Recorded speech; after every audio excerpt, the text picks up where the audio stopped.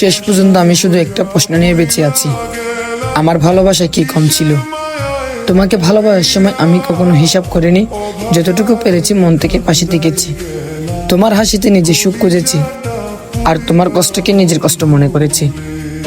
সম্পর্কটা টিকিয়ে রাখার জন্য অনেকবার নিজের অভিমান চেপে গিয়েছি, অনেক কথা বলতে চেয়েও ভুলিনি। শুধু এইভাবে যদি তোমাকে হারিয়ে ফেলি, আমার কাছে জিতে যাওয়ার চেয়ে তোমাকে আগলে রাখাটাই বেশি গুরুত্বপূর্ণ ছিল।